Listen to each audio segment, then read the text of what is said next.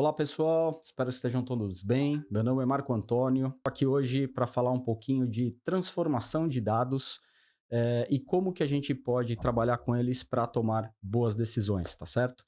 Estamos começando aqui um trabalho com isso e temos bastante coisa legal, bastante coisa bacana para apresentar a respeito disso. Primeira coisa, conforme eu falei, meu nome é Marco Antônio, eu tenho quase 30 anos aí de trabalho em empresas de tecnologia, em diversos setores, com alguns portes diferentes, sejam algumas startups, sejam empresas já mais consolidadas da área. E hoje eu estou aqui muito feliz, batendo um papo com meu querido amigo Jorge Oliveira, especialista em dados e tecnologia há mais de 20 anos. E o grande trabalho que ele faz é o empoderamento de empresa para transformar dados em decisões que gerem valor. Jorge, seja muito bem-vindo. Legal, Marco. Agradeço estarmos aqui. Seja bem-vindo também a essa discussão, que é mais um bate-papo. A ideia é mais a gente trocar algumas ideias, inclusive junto com a gente, vai comentando também, entendendo junto como que a gente pode melhorar os nossos projetos e, de fato, empoderar as nossas empresas a transformar dados em decisões que gerem valor. Então, acho que é bem legal estar aqui com você, é bem legal a gente estar tomando essa frente de discutir esses temas. Legal, muito bacana, Jorge. Muito bom estar aqui contigo. Nesses, vamos dizer, essa trajetória aí de aproximadamente 5 anos que estamos juntos aí, seja trabalhando juntos na mesma empresa, ou seja, trabalhando junto em outros projetos. Mais um projeto muito legal que estamos juntos. Jorge, a ideia hoje é a gente dar uma abordada nos diversos aspectos, né, no âmbito completo a respeito desse trabalho de transformação de dados, né? Não é só estar trabalhando dentro da empresa. Todo mundo tem esposa, filhos, marido, enfim, tem uma série de coisas que estão envolvidos nisso. Então vamos falar um pouquinho a respeito de superação, gestão, dados, propósito de trabalho, propósito de vida, enfim, tudo isso que faz parte de qualquer profissional. Vamos começar um pouquinho, Jorge, falando de origem, falando de primeiros passos. É, sei que você é um cara apaixonado por tecnologia, sei que você já trabalha com isso há muito tempo, mas conta pra gente, como é que tudo isso começou? Como é que deu start nisso tudo? Conta um pouquinho mais pra gente da sua trajetória. Cara, que legal. Acho que uma coisa que a gente pode relembrar também é 30 anos atrás, a minha mãe era superintendente da Dataprev, empresa de dados da Previdência Social. Então, a gente brinca um pouquinho que essa influência acabou seguindo, meio que indiretamente, quando eu me dei por conta, a gente já estava até trabalhando junto, que eu falei, poxa, realmente, a minha mãe lá atrás era superintendente de dados e hoje eu estou aqui trabalhando com dados também, coincidentemente, nessa mesma área. E, claro, a influência dela, a influência dos meus pais. Eles abriram uma das primeiras escolas de informática lá no Acre. Então, foi um período bem interessante, assim, onde fomentou tudo isso. Mas, ao longo seja adolescência, seja estágios e tudo mais, sempre fui muito voltado à tecnologia, até o momento em que a gente passava em frente, na época que eu namorava a Tami, a minha esposa, mãe do David, da Dana, junto comigo, passava em frente ao Palácio das Secretarias e dizia para ela: "Olha, um dia eu vou trabalhar aqui, porque aqui é a nata de tecnologia do estado". Alguns anos depois, acho que 2 anos depois, por aí, 1 ano e meio depois, Deus deu a graça de eu entrar lá como estagiário. Acabei nem assumindo como estagiário e pude assumir como analista de sistemas de fato, ao ponto de que as pessoas perguntavam se eu era maior de idade, porque Se tinha podia acabado de trabalhar entrar. lá ou não, né? Você estava liberado, né? Exatamente. Mas foi uma trajetória interessante, porque mesmo trabalhando com um time de alto nível, analistas de sistemas formados, tive a oportunidade de, como concursado de ensino médio, ser líder, trabalhar como coordenador de sistemas desse time e a gente construir coisas relevantes. Ao longo daí, depois que eu saí do governo, eu trabalhei com outras empresas, muito numa linha de gerência de projetos, engenharia de software e pegando realmente essa importância de fazer com que os processos da empresa, das prefeituras, dos clientes, eles gerem dados e esses dados sirvam para essa tomada de decisão. No primeiro momento eu estava de maneira mais geral, como engenharia de software, mas sempre, um dashboard, é um cubo, é uma área de BI, alguma coisa assim, é um relatório para os stakeholders. E foi um período de bastante aprendizado lá no início. Perfeito. Avançando um pouquinho, acabei saindo dessa parte mais de desenvolvimento. Eu cheguei a abrir uma empresa de consultoria e de assessoria em TI. E nessa empresa também, a gente teve alguns projetos de fábrica de software, de dados, mas era uma empresa muito forte em outsourcing de TI, em redes lógicas e tudo mais. Foi um período interessante para que depois me ajudou, e a gente vai falar, acho que ao longo desse dia sobre isso, me ajudou a entender de fato as dores dos clientes. Então, às vezes, Perfeito. era uma dor mais genérica que eu tinha que chamar pessoas, alugar equipamento, desenvolver sistemas, desenvolver painel, alugar equipamento, mas sempre acho que o objetivo é resolver o problema do cliente, né. Perfeito, perfeito. Acho que esse é um ponto sempre importante do que a gente sempre fala aí na nossa trajetória juntos, sempre falamos, né?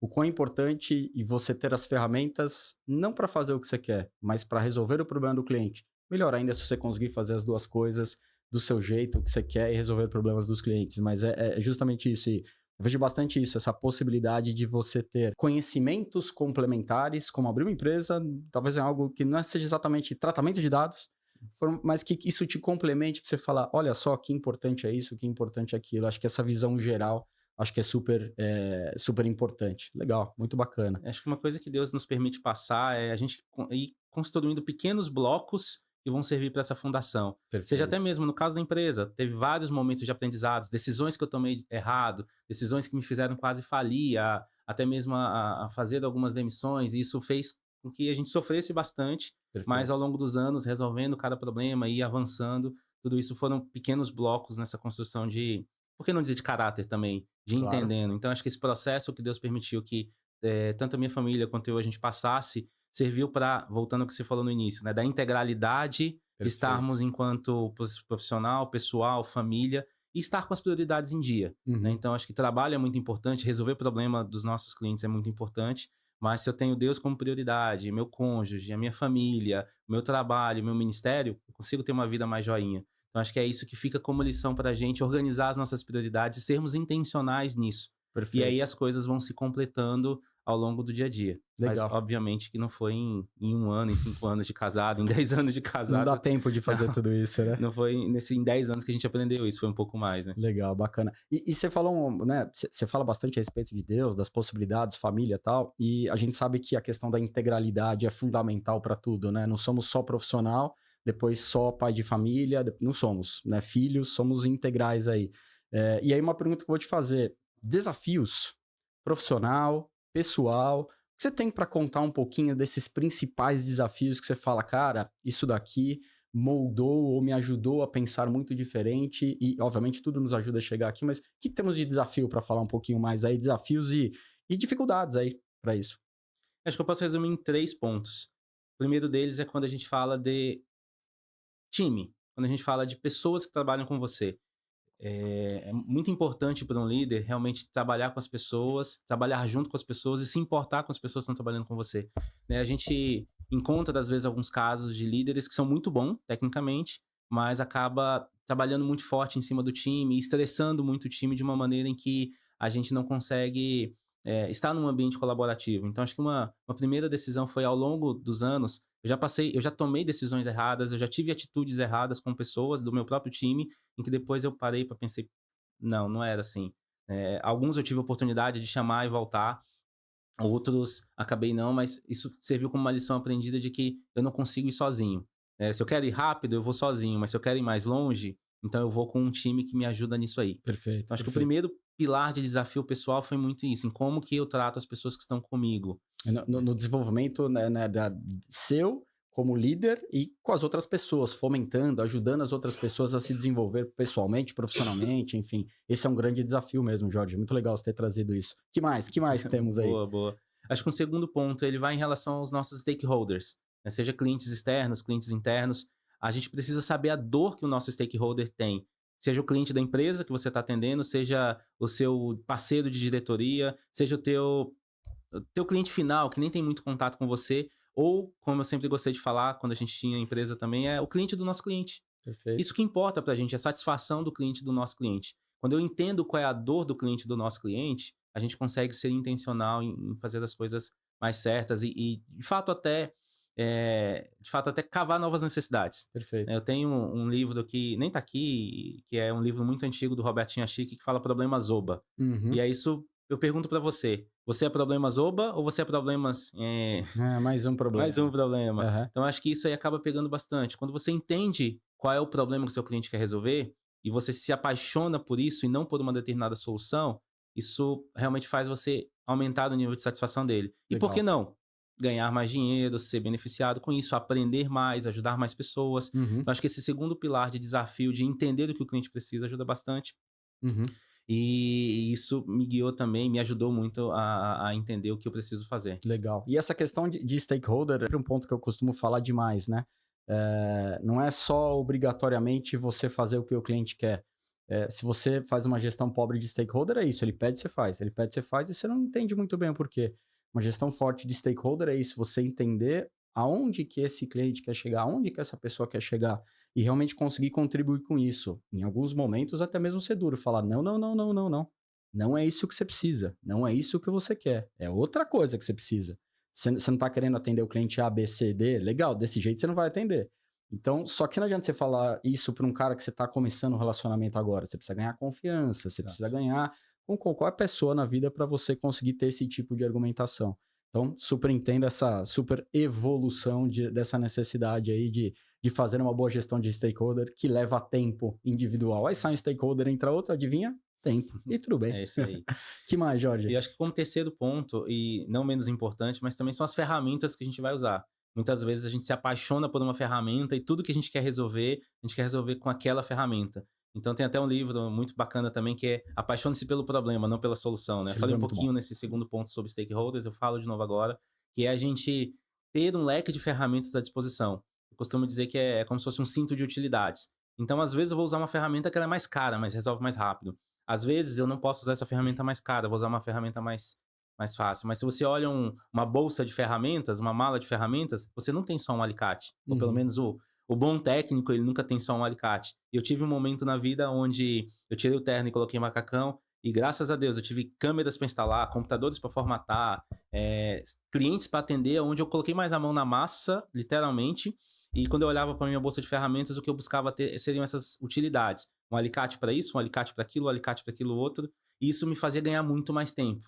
É claro que foi um período, como eu falei, né, um período bem especial da minha vida, de fato, de provisão de Deus, vitória em cima de desafio, mas foi um momento onde também me ajudou a entender que eu preciso ter as ferramentas corretas, Perfeito. adequadas para resolver aquilo. Não é Uhum. uma ferramenta que resolve tudo. E como que eu consigo ter esse leque de ferramentas? Aí é estudando, aí é avançando, né? Avançando, Comecei estudando, botando a mão na recentemente. prática, né? Enfim.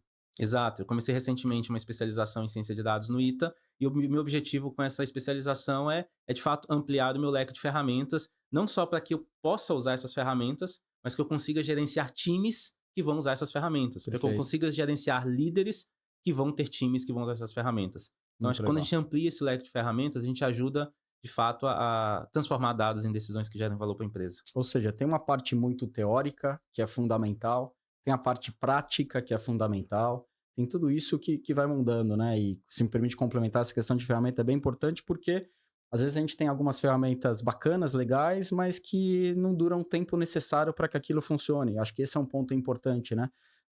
Em software tem isso, as coisas são rápidas, elas mudam, elas são reconstruídas e reconstruídas. Às vezes também não precisa usar a ferramenta que vai fazer com que aquele software dure 20 anos. Não tem necessidade. Só precisa que aquilo dure por 2 anos. Então, é super importante ir conectando alguma coisa a outra aí. E eu não sei se você quer falar um pouquinho também, Jorge. Acho que é um ponto importante quando a gente fala de desafio e tal, para a gente dar uma complementada. Sabe aqueles momentos que te forçaram a ser resiliente, aqueles momentos que te forçaram a olhar, a enxergar Deus, a ter essa perspectiva de Deus que você tem hoje? O que você pode dizer a respeito disso? Que, novamente, estamos aqui para falar da integralidade da pessoa e não só da parte profissional. Sem Deus a gente não consegue avançar. Então acho que isso é algo que pega bastante para mim, porque posso te contar 3 casos rápidos, aonde realmente eu percebi que foi Deus atuando mesmo diante da dificuldade. A gente fez uma mudança de estado, a gente saiu do Acre, a gente mudou para São Paulo com a minha Perfeito. família, e isso foi uma decisão que pareceu ser rápida para muitos, mas foi uma decisão que a gente já vinha sonhando e discutindo, até que chegou um gatilho que nos fez fazer essa decisão. Perfeito. Pedimos para Deus uma orientação, um direcionamento, assim como Gideão, né? Uma prova de que, Deus, faz sentido isso? E aquilo que a gente veio fazer em São Paulo não rolou, não deu certo. O que a gente deixou no Acre também não ficou legal, assim, deu. A gente teve algumas situações, repito, tomei decisões erradas, tive atitudes erradas, isso me fez ter que voltar um pouquinho. Esse momento foi muito especial, onde eu comecei a me questionar, Deus, mas então, por que o Senhor deixou eu vir, né? Sabe Uhum. aquela história da síndrome de Adão e Eva, de jogar pro outro, assim? Aham, E eu aham. comecei a jogar para Deus e Deus, ele só: "Calma, vamos lá". Eu lembro até de um amigo que falava que Deus não vai abençoar aquilo que a gente não ganhou com ele, né, aquilo que o diabo nos deu. Uhum. Mas foi um período interessante da vida onde, repito, tirar o terno, colocar o macacão e andar mais de 200, 300, 400 km num dia para poder atender clientes, ganhando 1/10, uma fração daquilo que a gente ganhava antes. E aquela decisão de volta, não volta, volta, não volta. Perfeito, E a perfeito. gente olhando de maneira geral, não, vamos em frente. E aí Uhum. depois a gente descobriu o para que a gente veio, né? E indo nessa de realmente entender em Deus isso, foi um momento muito especial para nossa família, né? Uhum. Para Tamily e eu, para as crianças, para a gente, de fato, voltar naquelas prioridades que eu comentei no início e entender o que faz sentido. Trabalhar Perfeito. é muito bom, é necessário, mas trabalhar não é tudo.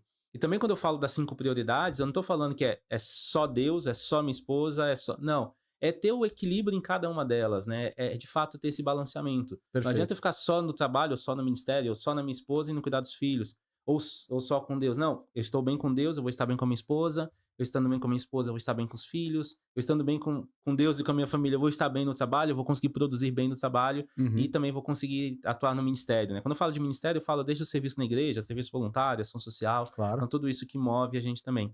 Um segundo momento, eu diria, Marco, que foi, mais quando nesse ao longo da empresa que eu gerenciei, da empresa que eu tive, aonde a gente precisou tomar decisões, seja por pessoas que ficaram doentes e foi acidentes, isso foi muito ruim, ao ponto de: "Tá, e o que que eu vou fazer agora?".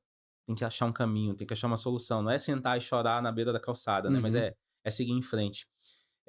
E isso acabou sendo muito especial, porque eu também não tive sozinho. Como eu Uhum. falei, além de Deus, a minha esposa estava comigo, amigos que estiveram comigo também me Te ajudaram a ajudaram no apoio, fortalecer. né? Ajudaram no balanço de tudo, né? Exatamente, ajudaram nesse balanço. E um terceiro momento, você fez parte disso, foi um momento onde a gente até tomou café junto, a gente almoçou junto. Alguns dias antes eu estava numa situação de praticamente pré-depressão, no sentido de: "Cara, não quero mais ficar aqui, não quero mais estar aqui, quero mudar, não sei mais o que que eu quero". E aí a minha esposa estava ministrando louvor na igreja e tem uma música que ela canta, que eu não vou me arriscar a cantar, tá, não vou fazer isso. Que pena. Mas, fala: não tenho tempo para perder com ressentimentos, porque eu sei que Deus me ama". E Uhum. ao longo disso, a palavra também foi muito enfática em cima sobre isso, e isso me fez, cara, enxergar a vida de outra maneira. E o Uhum. desafio que eu estava passando no trabalho, que você acompanhou também, Sim. foi Enorme. um desafio que naquele dia minha lente mudou. Sim. Independente de quem são as pessoas, eu precisava mudar, eu precisava atuar diferente. Uhum. Então, as pessoas até perguntaram para mim: "Mas o que que aconteceu? Foi da água para o vinho? Foi o que Virou a chave, né? virou O a que chave?", aconteceu? né. Eu lembro até quando você me chamou para almoçar naquele dia, quando eu falei: "Tá bom, vamos", você olhou assim: "Sério? Sério? Vamos". Aham. E depois a gente acabou descobrindo outras decorrências de toda essa situação, mas eu trago ela como exemplo no sentido de que problemas nós vamos enfrentar. Sim, Agora, o quanto que a gente vai sofrer pelo problema, sim. isso é o que a gente controla, né. A dor, ela é inevitável, mas o sofrimento, ela é opcional. Perfeito. Então, acho que existem momentos na vida em que a gente precisa decidir seguir em frente, decidir tratar o nosso próximo independente do que está acontecendo. Eu costumo dizer no trânsito, acho que tem 2 aspectos aqui para fechar esse terceiro ponto. O primeiro aspecto é quando a nossa esposa ela fica: "Vira aqui, liga o farol, Desliga o Ana, farol. desliga o Ó, tá farol, muito olha, perto, tá muito calma, longe. freia". Aí tem um momento na vida em que você olha para ela, fala assim: "E aí, você quer dirigir?". Quem nunca? Quem nunca, né? Mas existe uma segunda fase, que é a fase da ignorância. O momento em que ela fala assim: "Ó, liga o farol", a rodovia aqui em São Paulo, né, tem que ligar o farol. Sim. E aí você olha pra ela, calado, né. Fica aquele silêncio no carro, ninguém fala nada. Mas existe um terceiro momento, uma terceira fase, e bem-aventurados são os que conseguem chegar nela, e Aham. às vezes a gente quer voltar pra segunda, mas é uma terceira fase quando a sua esposa fala assim: "Vamos pela tal rua?", e você fala: "Ah, beleza, obrigado pela sugestão". "Ah, ligou o farol?". "Sim, meu amor, já liguei, mas obrigado por ter me lembrado". Aham. Então, eu trago esse exemplo mais no sentido de que nossa esposa é a pessoa mais importante da nossa vida. Sem dúvida. E a gente muitas vezes trata os nossos colegas de trabalho melhor do que a gente trata em casa, Perfeito, né. perfeito. E o segundo caso é quando as pessoas de fora, né, às vezes quando a gente dá uma fechada em alguém por acidente ou intencionalmente, de forma errada, mas intencional, ou quando alguém fecha a gente tem uma escolha ali para fazer naquele microsegundo, Uhum. que é: você vai deixar a pessoa passar e abençoar ela, ou você vai ficar fechando, fechando, fechando Sim, ela e brigando buzinando e brigando? por alguma coisa que acabou de acontecer, né? E que muitas vezes não tem dano nenhum, né, só foi um susto. Então, Exato. acho que vai muito o poder do sofrimento está na sua mão. Perfeito, perfeito. E acho que é importante dizer, né, eu também já passei por situação bem complicada do ponto de vista emocional e uma coisa que a gente aprende é evitar sofrer ou tentar não sofrer. Nós vamos sofrer, nós somos seres humanos, mas é tentar o melhor momento da sua vida é o momento atual, é o que você Sim. tá. use o que você aprendeu lá atrás para daqui para frente você conseguir construir um novo caminho. E não fique sofrendo porque passou, já não tem mais. Perdi o ponto anterior, esse ponto agora não é o próximo ponto mais importante, é esse o ponto mais importante, né? Então, acho que é importante sempre levar isso em consideração e se dar o direito de sofrer, mas também se dar o direito de olhar, levantar, tirar a poeira e ir para frente. Muito legal, muito bacana, Jorge. Aí vamos avançar um pouquinho mais aqui no nosso papo para a gente falar um pouquinho aí de time, de liderança, né? Foi um dos pilares que você comentou dos desafios. É sempre um desafio liderar times, construir bons times, liderar pessoas. É sempre um desafio. As coisas mudam, as pessoas mudam, a vida muda. Mas conta um pouquinho como é que foi a sua transição para uma liderança de times, como é que isso aconteceu, como foi? Sei que tem uma história bem, bem interessante, bem curiosa aí. Vai lá, manda brasa. Eu acho que esse caso que eu comentei no início de eu entrar no governo e logo em sequência, assim, eu comecei a ajudar o meu gestor ao ponto de ele me chamar para resolver problemas do core, do núcleo do sistema, e era assim um time bem fechado e tudo mais. E ele chegou para mim um dia e falou assim: "Então, eu te chamei para ajudar isso porque eu percebi que você gosta de Java. Java é uma tecnologia de programação, é uma linguagem de programação de sistemas, né?" E aí eu olhei pra cara dele e falei: "Tá bom, beleza, vamos lá resolver." 6 meses depois eu tinha intimidade com esse meu gestor. Eu falei: "Cara, sabe quando você me chamou para trabalhar contigo no núcleo do sistema em Java?" Então, não gosto de Java. Me perdoem os javeiros que estão nos assistindo, mas assim, é uma linguagem fantástica, mas adequada, lembra do que eu falei lá atrás. Existem ferramentas adequadas para cada Para cada propósito. Mas propósito, naquele perfeito. momento da minha vida eu não gostava de Java. Uhum. Mas eu tinha que fazer, então, já que era o que eu tinha para fazer, tem um versículo na Bíblia que fala, né? Tudo tiver a mão para fazer, faça como se fosse para Deus, não para os homens. Uhum. Então eu fiz de uma maneira que o meu gestor entendeu que eu gostava tanto e que eu estava produzindo tão bem que fazia sentido eu estar perto dele. Quando esse gestor saiu, ele me indicou para assumir o time no lugar dele. Só tem um problema. Eu era 19, 20 anos, concursado nível médio e tinha quase 20 analistas de sistemas muito feras, Uhum. que produzem bastante, concursados nível superior que ganhavam o dobro, o triplo do que eu. Perfeito. Mas ele me colocou nessa posição, uma outra pessoa também foi junto, né? Acho que teve esse balanceamento aí. Eu trabalhei mais na parte de engenharia, mais na parte de software, junto com o time. Essa Uhum. pessoa mais como uma gerente de projeto, gerente de suporte. Então foi um tempo legal onde meio que instalou ali esse sentido da liderança. Isso eu tinha 19, 20, 21 anos, mais ou menos. Foi até em paralelo ao casamento também, a época quando a gente casou. E a partir daí, como eu comentei no início, né? Fui atuar com prefeituras, como gerente de sistemas de uma empresa privada que atendia prefeituras e câmaras. Uhum. Então, ao invés de gerenciar times, eu tinha que gerenciar as vontades, as necessidades e, principalmente, o que estava dentro da lei Lógico. dos nossos stakeholders, né? Prefeitos, câmaras, prefeitos, presidentes de câmara, secretários e tudo mais. Uhum. Então, acho que tudo isso me trouxe também essa vivência de olhar para dentro do time, como eu falei lá atrás, entender o que o meu stakeholder precisa, voltar para o time, a gente entender junto. Mas quando Perfeito. eu olho para isso, e sem ser repetitivo aqui no tema, mas não adianta eu querer também ter um time de alta performance se eu não me entrego com alta performance tanto para o projeto em que eu estou, quanto para o time em que eu tenho. Perfeito. Então Uhum. acho que essa balança ela precisa estar bem equilibrada. Uhum. E eu citei esses 2 casos aí que são lá do início da minha juventude, basicamente do início da carreira, para mostrar que lá eu fiz muita coisa errada, mas já era um rumo que eu estava tentando ser intencional. Perfeito. Hoje, atuando como diretor de tecnologia, já trabalhei com times grandes, com times pequenos, com squads, já tive casos em que eu gerenciei outros pares, não gerenciar diretamente numa gestão funcional, mas mais numa gestão de demanda, de projeto, de olha, gente, vamos trabalhar numa implantação desse projeto e tem, sei lá, 30 times envolvidos nisso, Uhum. e a frente de dados estava comigo e consegui trabalhar com esses times de uma maneira em que a gente atinge o resultado final e atenda o objetivo da empresa e gere valor de Gere fato. valor de fato, perfeito. Que é o que estamos falando aqui, né? Gerar valor de fato, muito Exato. legal. E se me permite complementar na palavra certa, mas quando a gente fala de liderança, tá? Muita gente espera que a liderança, eu vou ser promovido a líder para aí começar a atuar como, ter atitudes de liderança. Na verdade, você tem que Ótimo. começar isso desde o começo, desde quando você, né? Você tá fazendo parte de um time, você já precisa mostrar disponíveis, ter atitudes, ter ações para isso, para que você alcance isso, né? Não é eu vou ser promovido para isso, eu vou ser alçado a isso, para depois começar a pensar o que eu vou fazer. As atitudes são bem importantes para isso, por isso que com 19, 20 anos você já teve essa oportunidade. Eu tenho certeza, você já tinha atitudes para isso que te levaram a esse ponto. Então, esse é um baita de um diferencial. E desafio de gestão técnica de equipe multidisciplinar? Porque, afinal de contas, multidisciplinar, não sabemos de tudo, em tecnologia é impossível. Como é que é isso? Conta um pouquinho mais desses desafios de gerir pessoas de perfis diferentes, tanto perfis pessoais quanto perfis profissionais. Vamos falar um pouquinho a respeito disso?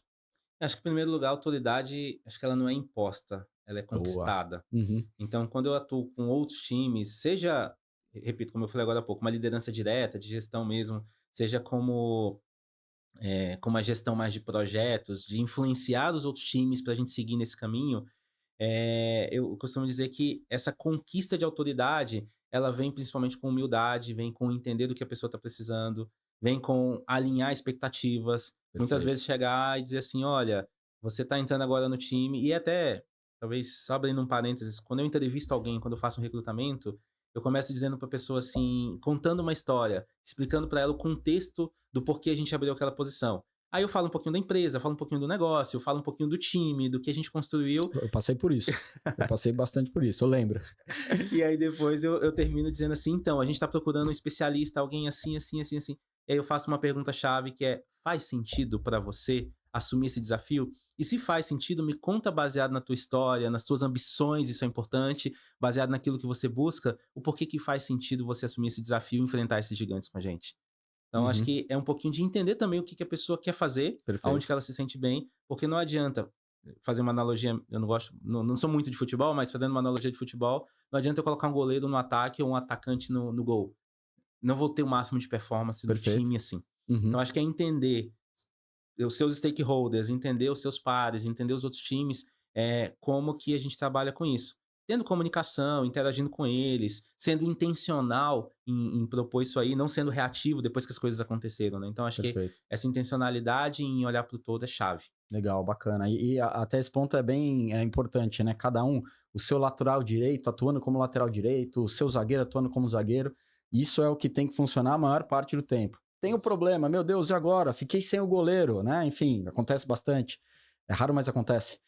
Legal, vai ter gente que vai cobrir porque aí você já tem o time montado para Uhum. isso. Aí você sabe que a pessoa que vai atuar naquela posição, mesmo não sendo especialista, ela faz parte do time, ela tá ali porque ela quer, ela gosta, ela se comprometeu com o todo, não com o líder, não, ela se comprometeu com as pessoas que estão lá, se comprometeu Sim. com o time. Então é legal quando você vai conseguindo construir isso, e essa construção não é depois que a pessoa entrou, é na contratação, no começo, é na gestão do todo.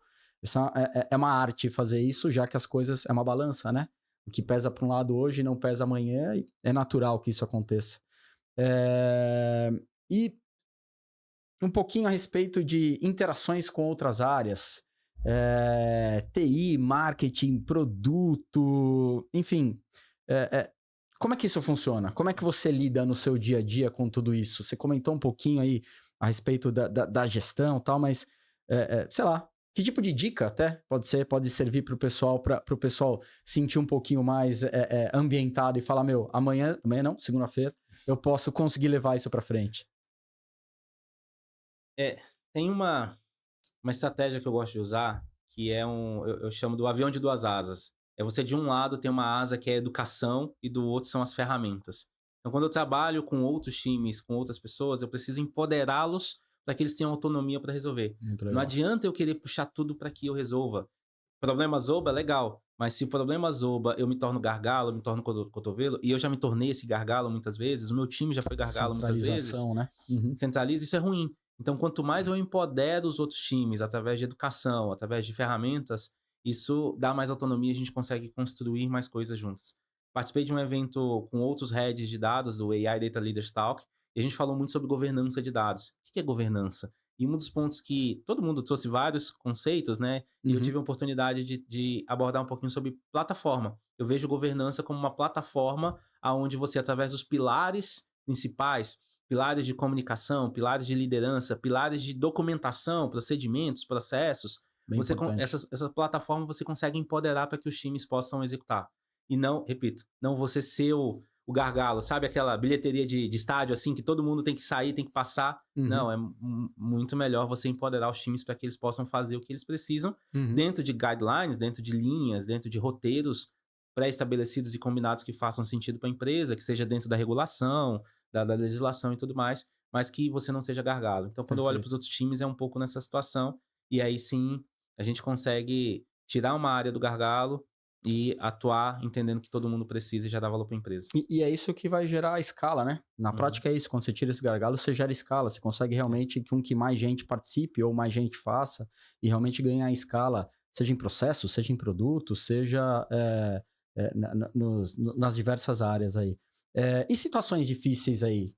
Você tem alguns exemplos interessantes para falar de tomadas de decisão difíceis, aquilo que é difícil, seja porque aperta o coração, seja porque, enfim, que tenha dado aquilo que moldou sua liderança. Você consegue lembrar de alguma coisa agora para contar para nós? Sim, sim. Acho que reorgs, né? No Pois é. ambiente corporativo a gente passa... Quando eu falo reorgs, eu estou falando de reorganização de times, de processos, de pessoas, né? Às vezes, por uma decisão mais executiva, times precisam ser desfeitos e refeitos, e até mesmo demissões. Então, isso acaba estando níveis acima da gente. Então, quando chega um dos exemplos que eu lembro assim, de cabeça é entender numa reorganização da empresa como que a gente consegue continuar em velocidade, consegue extraindo valor, consegue manter todo mundo animado, agitado no sentido de engajado com o que a gente precisa fazer, e para que aquela reorganização também ela tenha sentido, né? E o ramp-up dela possa ser o mais rápido possível. Então, acho que um exemplo que eu posso dizer de maneira mais geral é em reorg, e outros exemplos, acho que quando a gente olha até para fatores externos. Passamos alguns anos atrás por uma pandemia que mudou muito o mercado, trouxe crise e fatalidades, infelizmente, mas trouxe oportunidades e mudança de mão. O dinheiro mudou de mão nessa pandemia. Empresas cresceram assustadoramente. Eu tive a oportunidade, nós tivemos juntos a oportunidade de acompanhar um time que em 2 anos cresceu de 1 para 21 pessoas. De 1 era eu, basicamente. O time de uma pessoa, né? Trouxe imediatamente mais 2 pessoas e depois mais 3, e assim até que em menos de 2 anos a gente estava com 21 pessoas no time. Uhum. Mas tudo isso aconteceu e aí vem um desafio. Tem que crescer com sustentabilidade, né? Isso aí. Uma frase que em português acho que ela não cabe muito bem, em inglês é healthiness. Em português será que seria saudabilidade? Não sei. Saudabilidade é uma boa. Vamos pesquisar. Comente aí, pessoal. O que vocês acham que essa é uma boa palavra em português? Mas essa questão da sustentabilidade, né? Você crescer um time de maneira sustentável. Então, observa que os 2 exemplos que eu trouxe aqui, ele vai muito em cima de time. É isso aí. Poderia falar outros exemplos voltados a baixo orçamento, ou acho que algo que também faz muito sentido para mim, entrando mais no tema de dados e entrando mais no técnico de dados, que é quando a gente olha para marcos regulatórios. Sim. Muitas vezes o governo traz um marco regulatório ali, é deadline. O escopo está fechado, a data está fechada. E aí você, pensando no tripé aí de qualidade, escopo e tempo. Se o tempo está fechado, o escopo está fechado, a gente vai baixar a qualidade? Não pode também, né? Perfeito. Então, quando eu vejo um desafio como esse, eu passei algumas vezes na carreira, seja entregando dados para times de prevenção de lavagem de dinheiro do banco, seja entregando dados para o próprio governo em relação aos mercados em que eu atuo e tudo mais. Acho que esse desafio regulatório, ele faz a gente se reinventar e pensar assim, tá bom, qual é a melhor ferramenta para que eu entregue com qualidade os dados que eu preciso entregar para cumprir esse regulatório. É isso aí. E muitas vezes com qualidade não significa ser perfeito, né? Com qualidade é ter uma régua muito boa, mas não é a perfeição, que a gente sabe que a perfeição é difícil de alcançar. Mas legal, muito, muito bacana ter trazido esses pontos aí. Vamos dar um pouquinho aqui o foco, o papo da prosa, que tá muito legal, mas vamos falar um pouquinho agora a respeito de dados como diferencial, tá? Ou seja, gerar valor para a empresa. Acho que é o grande objetivo, a gente tem falado bastante disso, né? Enfim, o nome né, desse nosso papo, né, desse nosso projeto é esse, transformando dados em decisões que geram valor. Como que as empresas podem usar dados para tomar decisões estratégicas? Acho que vamos falar de dado agora, vamos imergir nesse mundo maravilhoso. Bom, gosto bastante desse tema, afinal de contas, focado nisso. Muita gente fala dados como dinheiro, dados são uma fonte de informação, dados são valor. Dados como petróleo, mas para mim, não. Para mim, dados é como urânio, porque eles são radioativos. Eles podem gerar muita energia, eles podem gerar, tem um potencial gigantesco aí para empoderar e tudo mais. Tanto é que você vê as maiores empresas do mundo hoje, elas têm elas sabem trabalhar com dados, elas conhecem seu cliente e tudo mais, mas também é radioativo. Se você usar errado, você vai acabar com a sua empresa, você É isso vai aí. infringir. Temos exemplos de várias empresas, recentemente mesmo, eu vi um e-mail que minha esposa recebeu de um banco que ela é cliente, aonde o banco avisou para ela: puxa, infelizmente, encontramos as suas informações, nome de pai, mãe, CPF, em uma base que foi acessada indevidamente. Então, assim, é radioativo. Se você não souber cuidar, é complicado. Então, por mais que a gente queira trabalhar dados como o novo petróleo, eu peço atenção de dados como o novo urânio, dados como o urânio mesmo dentro da sua empresa. Então é tomar cuidado. Agora, uma vez que a gente conhece o nosso público, uma vez que a gente consegue personalizar a nossa mensagem, escutar ativamente, ter esse alinhamento com o público, aí a gente começa a gerar valor para o cliente. Lembra do que eu falei do cliente do nosso cliente? Claro, claro. Se eu sou, muitas vezes, um diretor de engenharia, de tecnologia, que está muito imerso lá no núcleo da empresa e quase não tenho contato com o time de marketing, de vendas, com o meu cliente final, às vezes eu fico muito longe dessa necessidade do cliente. Mas quando eu me preocupo de fato a entender isso, e a empresa, através de dados, procura personalizar o caso do cliente, ajuda bastante. Uhum. Um exemplo que eu peguei essa semana. Uma pessoa abriu sua plataforma de streaming de vídeos esses dias e ela falou: poxa, mas só tem vídeo de outra língua, só tem vídeo de outra nacionalidade. Não é o vídeo que eu tô acostumado a assistir, não é o vídeo, não faz sentido para mim.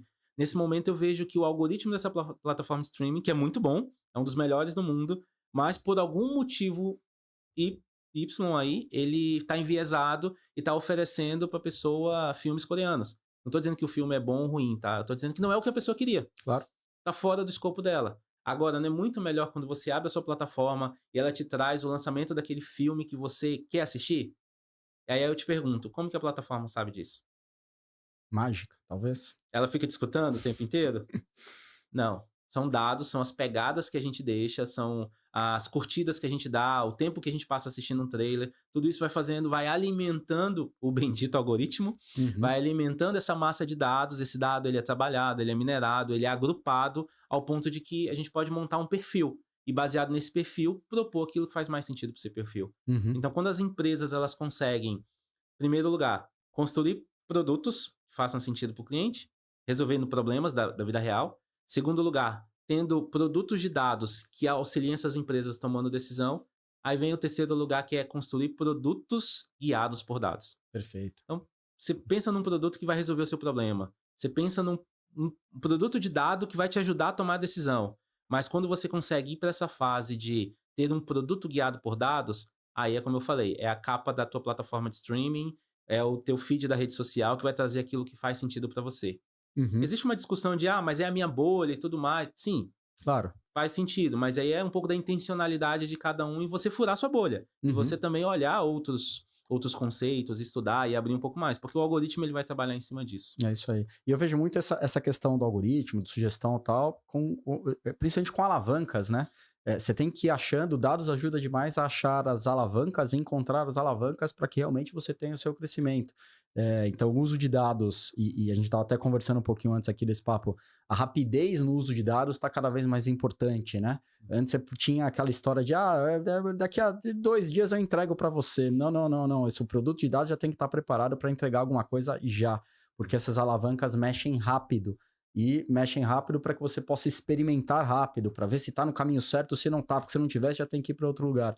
Então, os produtos de dados aí permitem que a gente faça isso. Show, show, muito legal. E aí tem um ponto que é bem importante. Hoje em dia, né? Hoje em dia não, mas a gente vê bastante empresas que estão trabalhando com dados, tal, tem áreas de dados, mas a gente vê que as áreas de dados estão escondidas lá dentro. Então lá dentro de, não sei o que, quando você vai ver, tá tudo junto lá no cantinho, mas já tá dentro da cozinha da empresa, e não tá ali no front, não tá ali na frente. Você até comentou isso, né? Na questão do engenheiro próximo ou não, da área comercial, marketing, vendas. Aí eis a pergunta, quão importante é a área de dados ter autonomia e conseguir participar ativamente em decisões estratégicas? Junta as duas coisas aí, conta um pouquinho para nós, o que você pensa disso, Jorge? Eu acho que, em primeiro lugar, é a gente estar junto com a necessidade da empresa, entender a estratégia que a empresa quer. A gente, muitas vezes, até falando aí de alinhamento de visão técnica também, né, com esse impacto, acho que juntando, quando eu penso em a área de dados ter autonomia, eu penso em área de dados se importar com a visão da empresa. E Perfeito. não simplesmente receber, eu quero relatório de clientes, eu quero relatório de visão cliente, eu quero relatório de faturamento mensal, eu quero relatório. Aquelas demandas reativas, né? Exato. Quando a gente fica muito reativo, a gente, fazendo uma analogia aqui à cozinha, a gente fica muito assim, só pegando pedido na prancheta e jogando pra chapa pra fritar. Acho que é menos isso, é menos entender, tá bom, aonde que a gente quer chegar? Qual que é o Perfeito. nosso propósito? Qual que é o propósito da empresa? E aí, de fato, sentar junto com as outras áreas, sentar junto com os executivos. Isso tem um papel que não é só do engenheiro que está lá na ponta executando, do cientista de dados, do analista de dados. É um papel deles também, é um papel da liderança, dos gestores, dos product managers, né, do gerente de projeto. É um papel dos executivos de entender o que a empresa está querendo resolver. E Uhum. baseado nisso, de fato, segmentar as funções de cada um. Mas quando eu olho para algo que realmente gera valor, eu aprendi até na especialização do ITA com o professor Felipe Verri. Ele está escrevendo um livro, lançou um livro recentemente sobre a introdução à ciência de dados, e uma das coisas que me chamou muita atenção com ele, que é meio óbvio, mas a gente precisa validar a técnica e não o modelo. Perfeito. Nesse caso, ele estava falando de modelo de ciência de dados, mas Uhum. abstraindo um pouco essa frase que ele falou de precisamos validar a técnica, eu falo em muito mais validar a fórmula, validar aquilo que a gente precisa fazer no sentido de estabelecer um processo. Né? Quando eu faço recrutamento também, geralmente eu falo sobre 3 pilares de um time: pessoas, processos e tecnologia. Tecnologia, às vezes, é fácil resolver. Pessoas é o que a gente está buscando no recrutamento, né? Ter um time de alta performance e tudo Perfeito. mais. Né? O Joel J fala sobre isso, sobre perfil você encontra, comportamento você treina. Né? Mas quando eu olho para processos, isso vai muito na linha. Se eu tenho um processo minimamente estabelecido, não é estado da arte, mas eu consigo trabalhar em cima de validar o que eu vou construir passando por essa técnica. Né? Em Uhum. outras palavras, eu consigo entender como eu preciso fazer, o que eu vou fazer é mais fácil, flui de maneira mais natural. Só Uhum. que assim, não adianta também só eu querer ter autonomia para participar das decisões, se eu não me importo com elas. Claro. E por outro lado também, se eu não valido com os meus stakeholders. Né? Então, eu aprendi esses dias a técnica das 3 canetas.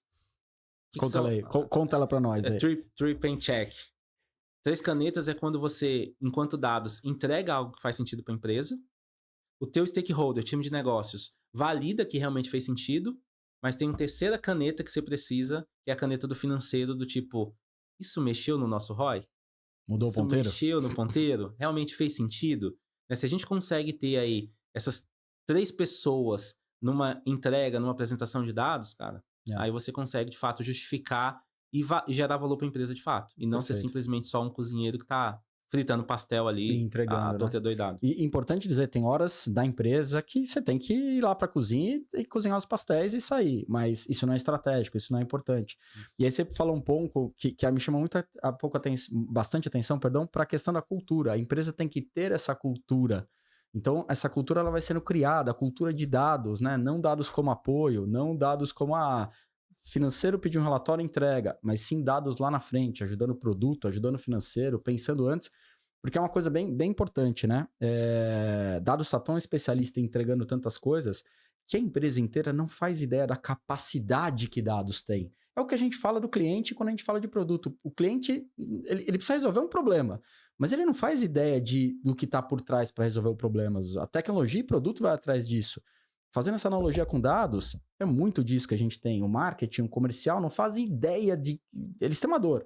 Dados tem toda uma estrutura para entregar a solução para essas dores, desde que a cultura da empresa permita, faça, e muitas vezes isso tem que ser construído ao longo do tempo. Eu imagino que esse deve ser uma das principais dificuldades, posso falar por mim, de criar esta cultura de dados aí para a empresa. Mas muito, muito legal. E aí, em cima disso, né, a gente falou um pouquinho, né, dessa questão até da técnica das 3 canetas e tal. E essa questão a ideia de alinhar a visão técnica com o impacto de negócio. Temos mais coisa para falar a respeito disso? O que mais temos aí para dar essa espremida nesse ponto que é fundamental da parte de dados aí em estruturas de dados em empresas aí? Acho que vai muito numa linha de entender essa estratégia, né? Acho que sem ser repetitivo aqui, mas não é a gente se fechar em querer entregar só aquilo que a gente busca. Esses dias eu conversei com um stakeholder, aonde ele falou, nem era comigo que ele iria falar, mas acabou que eu estava ali naquele momento, e eu comecei a entender a necessidade, a dor dele. E ele falou: Jorge, será que a gente consegue fazer um relatório assim, assim, assim, assim, assim? Naquele momento eu abstraí a ideia do é só mais um pastel? E eu fui muito na linha de, tá bom, vamos entender o que ele tá buscando. Onde ele quer chegar, Aonde ele né? quer chegar? Tá? Uhum. Que problema ele quer resolver, né? Tem a técnica dos 5 porquês, né? Por quê, por quê, Sim. por quê, por quê? O job to be done. Aí tem várias Exato, técnicas aí, né? exatamente. E aí eu comecei a entender do tipo, cara, tá, desse jeito eu não consigo agora. Desse jeito a gente não tem todos esses dados no lake que vai entregar o que você precisa. Mas e se a gente fizer isso em 3 fases? E se a gente começar uma fase 1 com esses dados aqui, dentro de algumas semanas, uma segunda versão desse relatório com mais atributos, com mais visões e tudo mais, e depois uma terceira versão. Entreguei para ele meio que em um speech, tá? Em um discurso aí de alguns minutos, entreguei para ele uma proposta de roadmap, uma proposta de planejamento. E ele olhou, cara, beleza, podemos seguir assim. E aí Perfeito. eu conto essa história também com o objetivo de, muitas vezes a gente quer fazer o perfeito. A gente quer chegar a entregar só na terceira fase.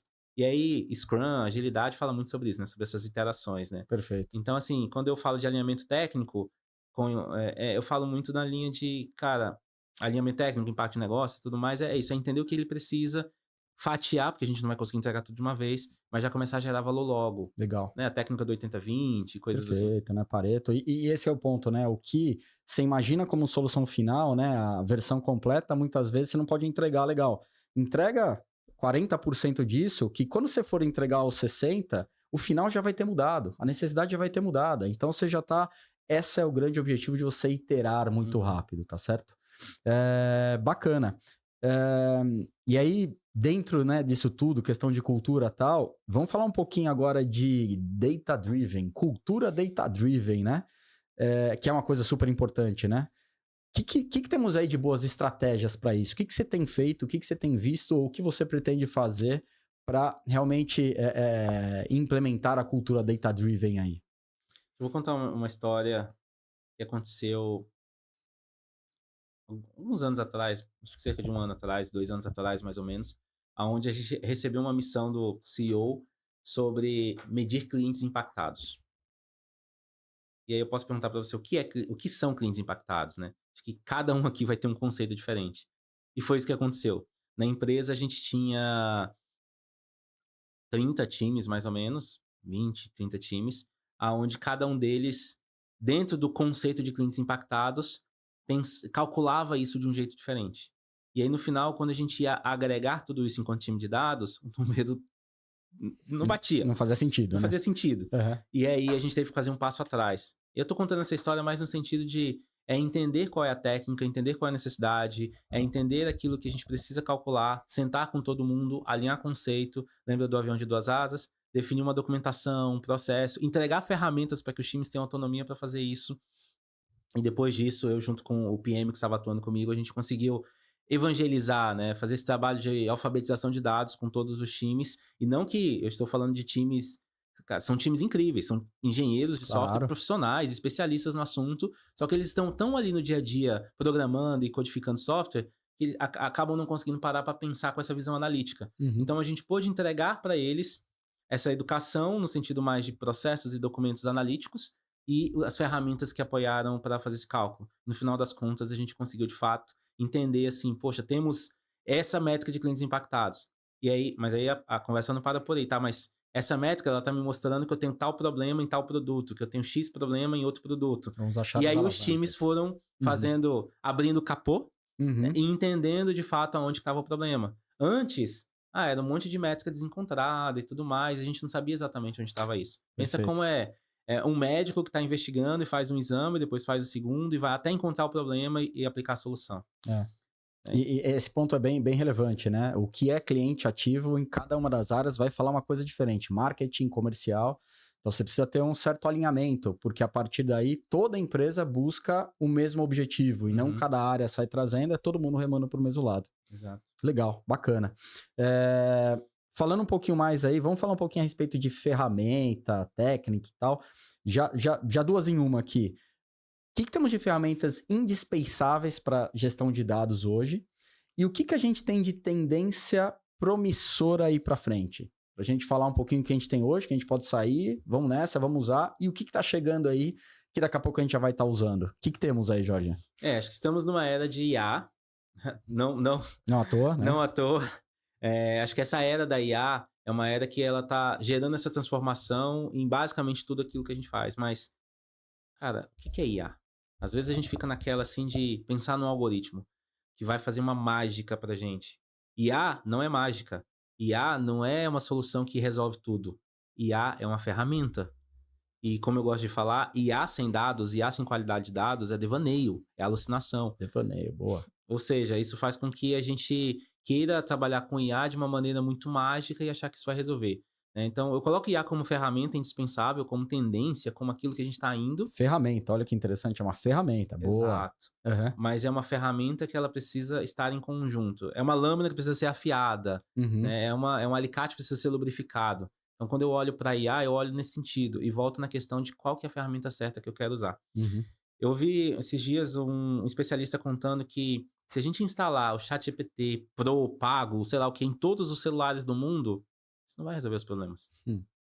Muitos vão saber usar, muitos estão usando. Você vai chegar aí, fazer teu cadastro e vai fazer perguntas e vai usar, mas se a gente usa isso como solução universal, cara, não resolve. Perfeito. Tem que validar. É uma ferramenta que me ajuda a chegar onde eu quero. Mas sabe o que resolve o problema? É quando você sai de casa, vai lá no GPS e coloca assim, eu quero ir para o restaurante tal, ou eu quero ir para a cidade tal. E o que a IA vai fazer? Vai calcular a melhor rota, com menos acidente, com menos trânsito, e vai te indicar uma solução. E observa que a IA está te indicando uma solução. Você é um motorista. A IA não tá te mandando ir para lugar nenhum, ela está te indicando uma posição.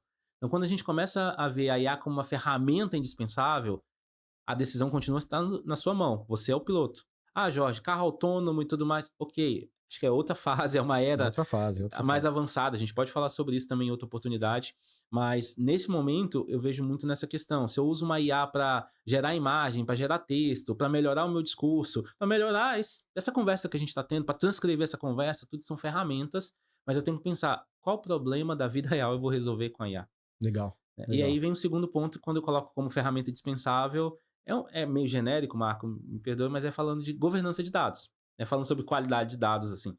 Porque, novamente, quando eu olho para IA, quando eu olho para reports executivos, para data products, para products data driven, ou data driven products, eu estou olhando para produtos que são guiados por dados, mas se o dado está errado, o produto vai tomar uma decisão errada. Exatamente. Sabe quando você abre o teu Instagram e você vê uma foto assim do tipo, cara, não sei por que o Instagram me recomendou essa foto. Em algum momento ali, cara, algum soluço aconteceu e ele alucinou. E ela te recomendou um post que não tá não faz sentido pra você.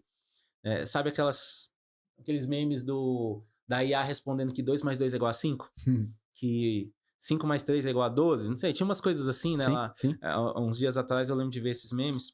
Então, acho que esse exemplo que eu faço. Um segundo exemplo é uma IA que está no seu dia a dia e você nem percebe. Quando você faz um pedido do iFood. Bom, uma não, né? O iFood, no livro Cientista Executivo, o Sandor e o Diego Barreto, eles falam muito sobre a história do iFood. É muito legal, recomendo esse livro. Excelente. E mais um exemplo que eu trago é o otimizador de rotas. Cara, você, quando faz o pedido de uma pizza lá, 8 horas da noite, a pizza vai chegar quentinha para você, porque uma IA tem um entregador que fez essa entrega, e fantástico isso, o trabalho que eles fazem, mas uma IA, ela calculou a melhor rota, a ordem certa dos pedidos para aquele entregador fazer isso, e antes eram coisas que dependiam exclusivamente de humanos tomar essa decisão. Então, novamente, é uma ferramenta que auxilia para que o entregador faça essa melhor rota e a pizza chegue mais quente para você. Perfeito. Mas tá no seu dia a dia e você não vê. Quando fica transparente desse jeito, aí sim a gente aí a IA tá está sendo valor. bem aplicada, né? Aí sim nós estamos gerando valor, né? E é o que boa parte das empresas hoje tem sofrido, né? que nós vamos fazer com o IA? Precisamos ter alguma coisa no produto do IA? Tem que ter, vamos nessa, legal, mas o quê? Vai gerar valor? Vai mudar o ponteiro? Vai mexer o ponteiro? E muitas vezes é caro, né? E é caro, Muitas vezes não. Todas as vezes é muito caro. Até porque, aí puxando o gancho do segundo ponto que você falou, é a qualidade do dado, né? Se o dado estiver errado, se estiver ruim, você vai sair do outro lado, tomar a decisão errada, a sua IA também vai fazer coisa errada. Então, a qualidade do dado é algo realmente indispensável para que a gente avance aí para frente, né?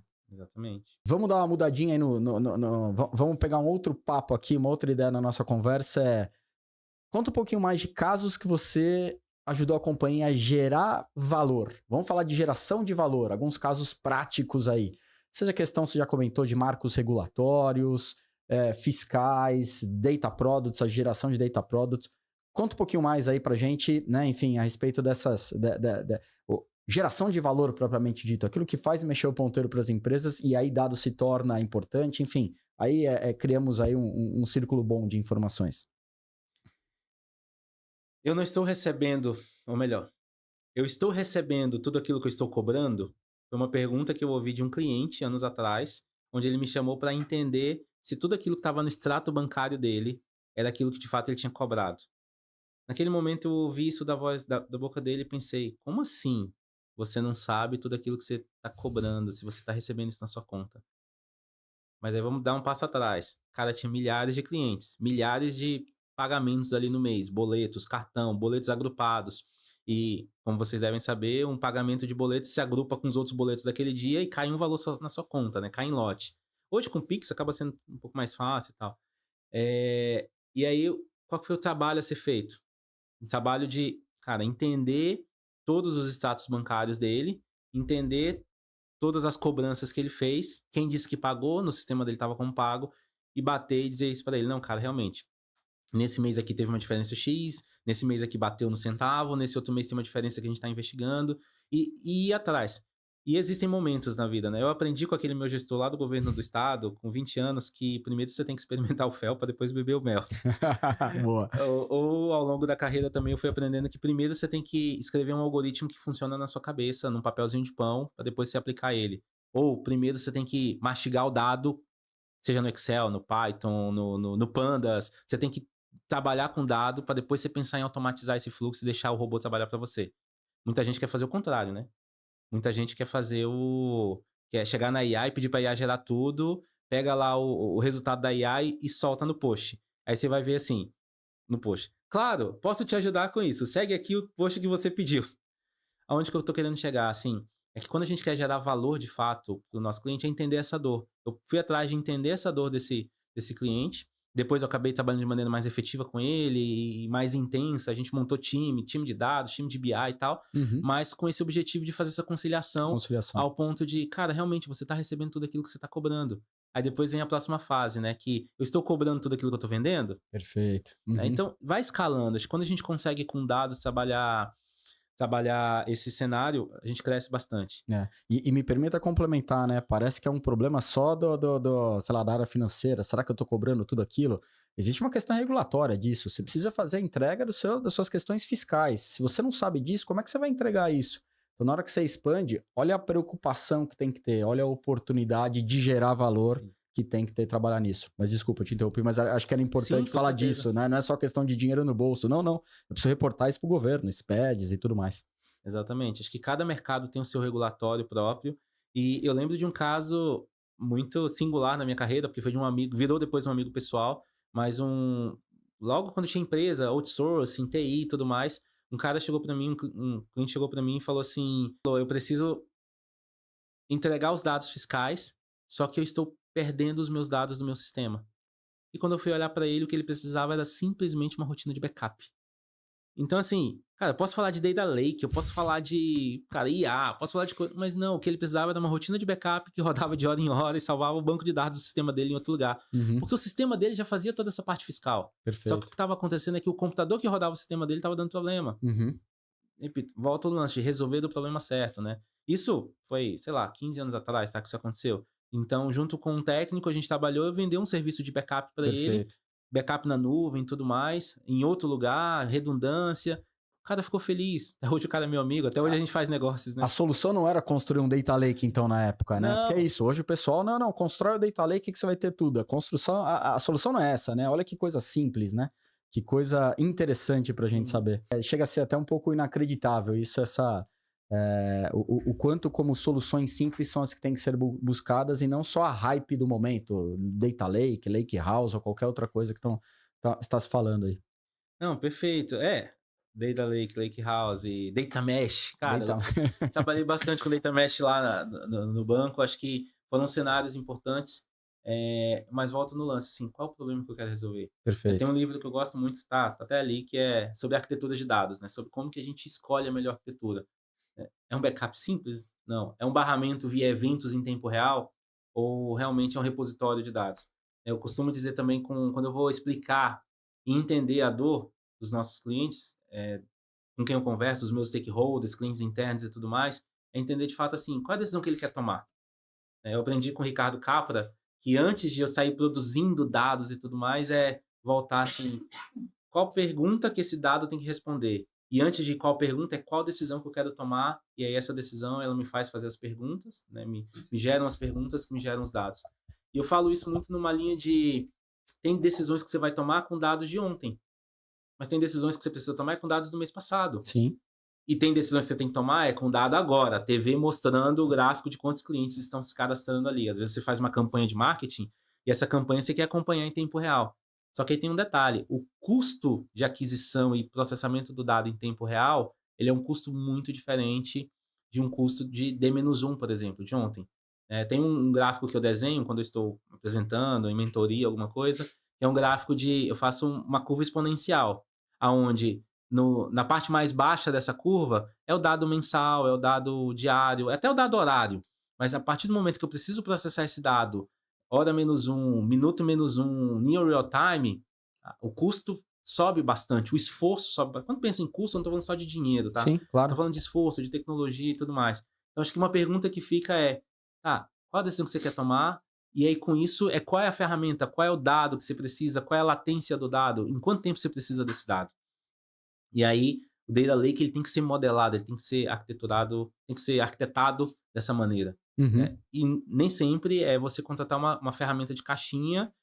Existem grandes e excelentes ferramentas aí, como Databricks, Snowflake, Cloudera, Redshift, BigQuery, são ferramentas de dados aonde você pode até contratar para sua empresa. Mas a ferramenta sozinha não vai resolver o problema. Você precisa ter um piloto operando, montando, arquitetando. E geralmente, quando a ferramenta ela é implantada, ela tem um custo de implantação também. Uhum. Então eu volto no lance, qual o problema que a gente quer resolver, qual é a ferramenta adequada que a gente vai. E esse custo de implantação é aquela história, não é o pagar o boleto, né, para determinada empresa A ou B. São as pessoas tendo que ser treinadas, aprendendo, acertando, errando. Tem uma curva de aprendizado, isso tem que ser considerado no custo também, né? Você já cozinhou um frango no forno? Já tive a oportunidade, sim. Não sou bom cozinheiro. Você gastou quanto tempo cozinhando frango ali? 2 horas? Por aí, leva um tempão. Para ficar bom, leva um tempão. Tá. Imagina você cozinhar um frango 2 horas a 200 graus. E se você quisesse que esse frango saísse em 1 hora, você poderia colocar o forno a 400 graus? E se você quisesse que esse frango saísse em meia hora, você poderia colocar o forno a 800 graus? Daria certo? Lógico que não. O frango ia ficar torrado. Então, acho que uma outra analogia que a gente ouve muito é 9 mulheres não dão um filho em 1 mês. Uhum. Então, sim, existe esse tempo de maturação. Tem coisas que dá pra gente criar muito rápido. Eu já participei de projetos onde eu criei um Data Lake em menos de 4 meses, com barramento de eventos e tudo mais. Ah, esse Data Lake era perfeito, estado da arte? Não, nem sombra. Mas ele atingiu um propósito regulatório ali de Perfeito. entregar dados e tudo mais. E a gente vai aprimorando, vai melhorando, é um processo iterativo. Então não adianta também eu querer só começar a gerar valor depois que o negócio está todo pronto. Vamos começar. É uma estratégia que eu uso muito, é o end-to-end, né? O fim a fim. É procurar construir uma solução que ela começa e a gente já vai até o final gerando valor, mas, cara, falta uma pintura naquela parede, falta um reboco, falta uma luminária ali. Depois a gente vai voltando e vai refatorando e melhorando. Mas qual é a vantagem que eu tenho com isso? A gente já começa a gerar valor rápido. Perfeito. Só que depende também do apetite. Às vezes, faz sentido para a empresa você ter gente morando na casa enquanto ela ainda está em construção.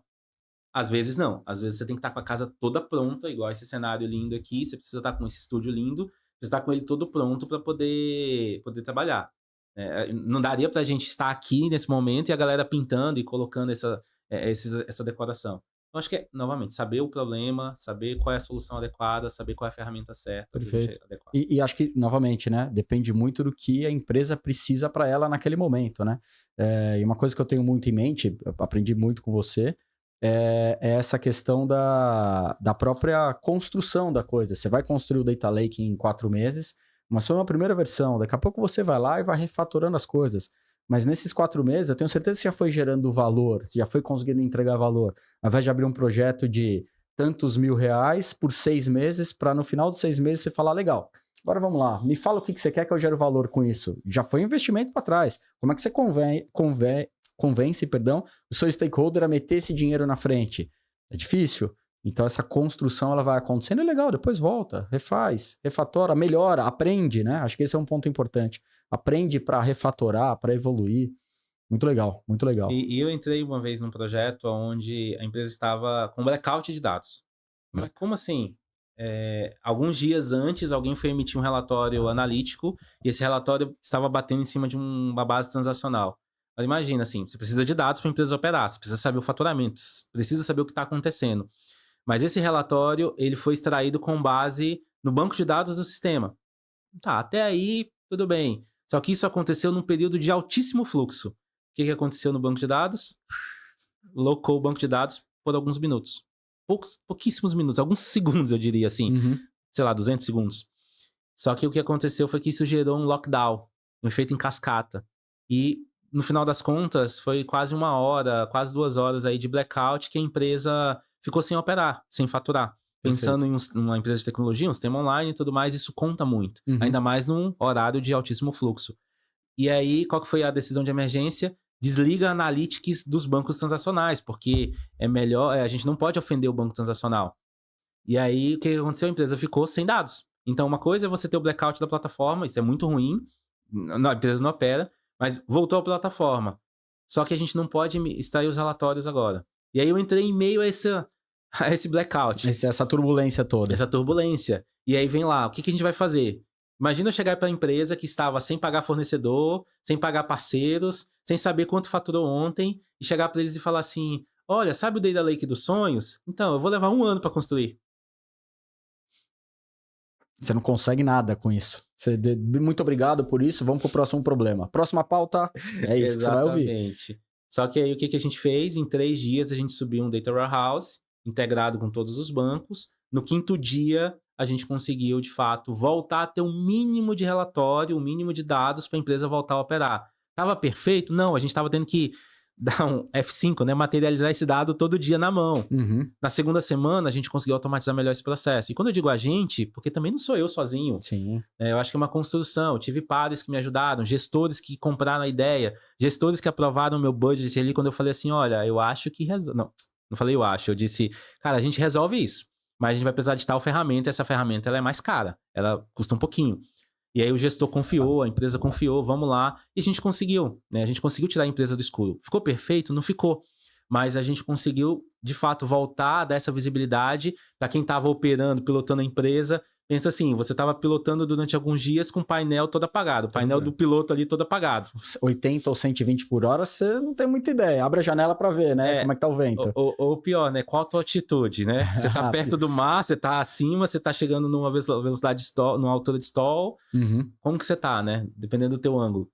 A gente conseguiu dar essa visibilidade para a empresa. Só que ao mesmo tempo, pensando até em qualidade de dados, pensando nessa segurança, é melhor não ter o dado do que ter o dado errado. Perfeito. Só que eu não posso deixar de ter o dado. Uhum. Então aí é onde a gente dá o próximo passo de, entendendo qual a solução que o cliente precisa, estabelecer rotinas de qualidade para que esse dado seja processado com qualidade.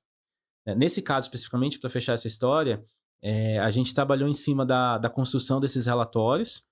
Eu vou simplificar, tá? Talvez em 2 momentos. Esse primeiro momento era um relatório muito vivo, ao ponto de que qualquer soluço que dava nas coletas de dados, nas integrações, o relatório ficava indisponível. Ou pior, ficava com dado errado. No segundo momento, a gente conseguiu separar, quase que num ambiente de desenvolvimento e de produção, se é que eu posso chamar assim, Ou seja, eu tenho um momento de coleta dos dados, de processamento desses dados, e aqui, entrando talvez um pouquinho mais no baixo do capô aí de uma plataforma de dados, existe um momento em que você coleta os dados das diversas fontes, você precisa processar esse dado. Existe um momento da disponibilização desses dados. O que a gente fez foi, em processamento, é trabalhar rotinas de qualidade. Qualidade. Centenas de testes de qualidade que rodam automaticamente para dizer assim, o relatório do meu CEO está pronto e está ok, eu posso gerar ele? Não, não posso. Então eu nem atualizo. O que está lá na mão do board executivo, ele vai continuar lá. Ah, mas está desatualizado, está com dados de ontem, ou está com dados de manhã. Beleza, mas não está com dado errado, ou não está disponível. Aí uma vez que os testes de qualidade passaram, aí sim a gente publica o relatório, aí sim a gente avança e atualiza o dado, e aí ele vai ter o dado mais recente na mão dele. Voltamos a falar então daquela questão da qualidade do dado, né? A importância de estar fazendo essas validações, de estar garantindo que está tudo em ordem para efetivamente você conseguir publicar. Melhor aquela história, não ter o dado ou segurar um pouquinho a entrega do dado do que efetivamente entregá-lo errado, ou no momento errado, enfim, com ele torto. Você vai ter que arrumar isso depois, né? Você vai ter que corrigir com a alta gestão da empresa. Péssimo isso, né? E aí fica aquela imagem ruim que é, o dado tá sempre errado. E aí, engenheiro de software, programador, tem esse lance, né? Não, na minha máquina funcionou. Não, mas espera aí, só um...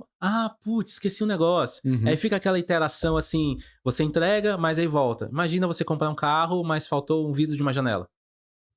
Chato isso, né? Imagina você entregar um carro, mas você deixou o carro na garagem do cliente, mas você levou a chave embora.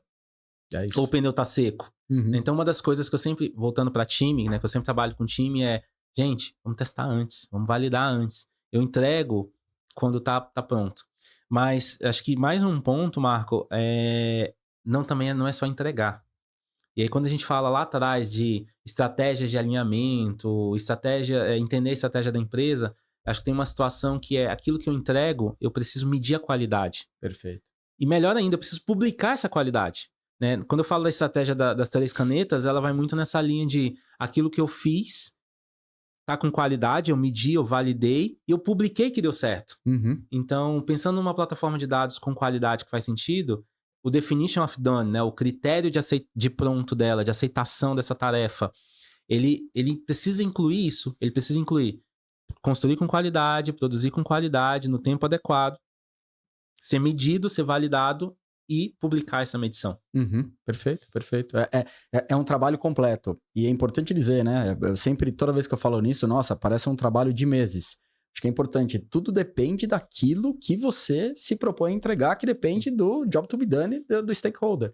Então, você falou do carro. Nossa, é super ruim entregar um carro sem uma janela. Lógico, você combinou a janela. É o carro que ele quer. Então... E você não chega na concessionária pedindo uma janela. Exatamente. Você não chega pedindo um carro com janela. Você chega pedindo um carro. Exatamente. Então esse equilíbrio é super importante. E é aí que, fazendo as boas entregas, fazendo isso com qualidade, ouvindo, falando, não, legal, você não precisa do carro desse tamanho agora para fazer isso que você quer. Eu posso te entregar mais rápido um carro menor, mas que vai te levar daqui a ali, que é o que você precisa para agora. Depois a gente... Conseguindo medir isso é onde, novamente, aí voltando lá para trás, a gente consegue o gancho e ir engajando o stakeholder e ele tendo confiança no trabalho que a gente faz. E quando você traz essa questão do regulatório e do fiscal, dados acaba tendo um papel muito importante nisso. Você não vai entregar algo para o governo que não faz sentido. Acho que o mais comum que todo mundo conhece é imposto de renda, declaração de imposto de renda. Mas acho que vocês sabem que as empresas que pagam seus funcionários, os seus prestadores de serviço e tudo mais, elas fazem a DIRF, né? Elas declaram para o governo tudo aquilo que elas pagaram.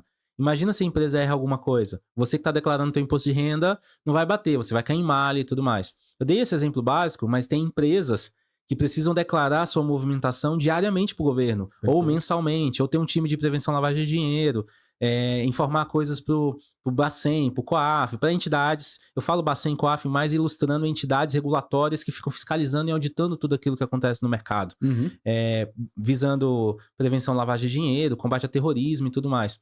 E não adianta eu querer entregar dados que eu não tenho confiança em cima dele. Então é onde toda essa rotina de qualidade de dados, ela faz muito sentido para a gente trabalhar. E volto a falar, IA sem dados é devaneio. IA sem qualidade de dados é alucinação. Não adianta a gente querer falar de IA, não adianta a gente querer falar de resolver problemas com inteligência artificial, com Gen AI e com tudo mais, se eu não tenho uma boa pipeline de dados. Não adianta eu jogar milhões de dados numa IA e esperar que ela sozinha ela me diga lá o pulo do gato ou o que tem ali. Realmente eu preciso trabalhar e entregar algo que seja mais fácil. Uhum. Tem uma última frase para fechar esse ponto.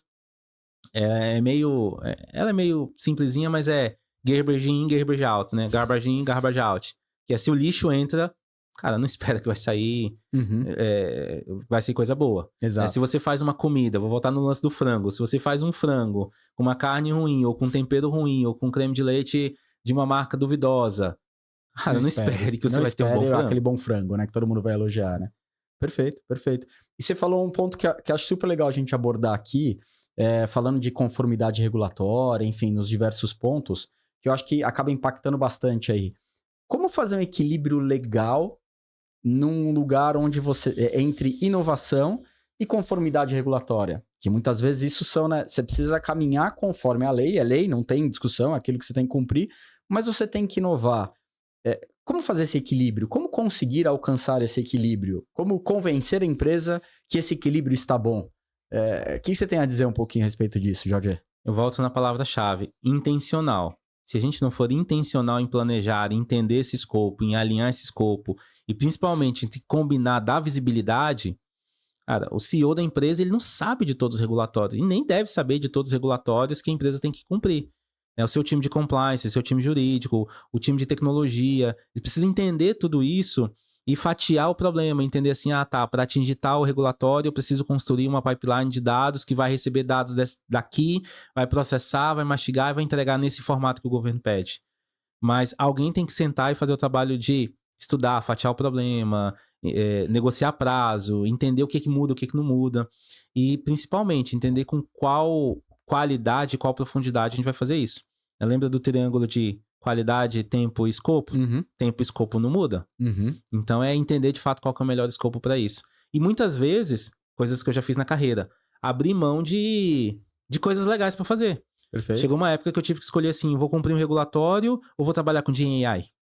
O que é o mais legal? Vou construir um agente que vai falar com você no WhatsApp e vai responder todos os dados da empresa, ou eu vou cumprir um regulatório? Uhum. Perfeito. Qual que é a diferença? Se eu não cumprir o regulatório, a empresa não opera. Simples. É simples assim. Ou seja, o que é mais importante para a empresa naquele momento? Ou vou dar um exemplo de quando a gente trabalhava em uma empresa juntos, eu falava muito assim, gente, segurança de dados é essencial. Se os dados vazarem, acabou. A gente não tem emprego amanhã, assim, acabou. Assim. Então, acho que vai muito nessa linha de entender todos os aspectos, entender tudo aquilo que a gente precisa cumprir, seja regulatório e tudo mais, e usar, mais uma vez eu vou falar isso, né? Usar as ferramentas adequadas para resolver isso.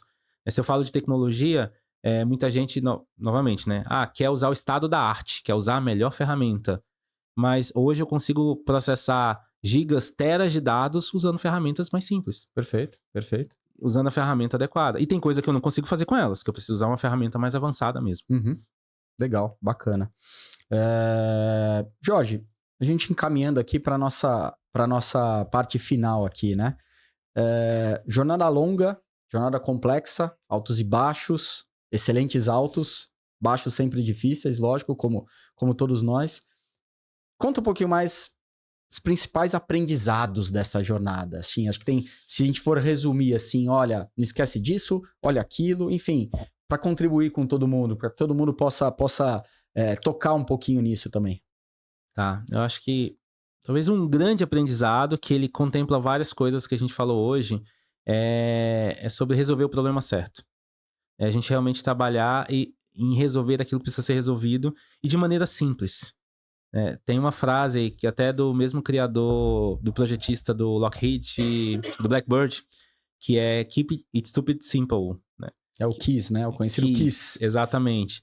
Então tem coisas que a gente vai fazer e vai falar aqui. Eu poderia falar de Data Mesh, de Iceberg, de Parquet, tudo isso são tecnologias de dados que fazem você ter ali o teu feed do Instagram bem posicionado, mas para você não importa isso. O que importa é realmente, cara, o que move o teu negócio, qual que é o valor que a gente vai gerar. E aí os especialistas naquele assunto, porque você é especialista em outro assunto, vai trabalhar. Só um parênteses, lembrando do posto de gasolina, do meu amigo que é dono de rede de posto de gasolina, uma vez eu aprendi essa frase com ele.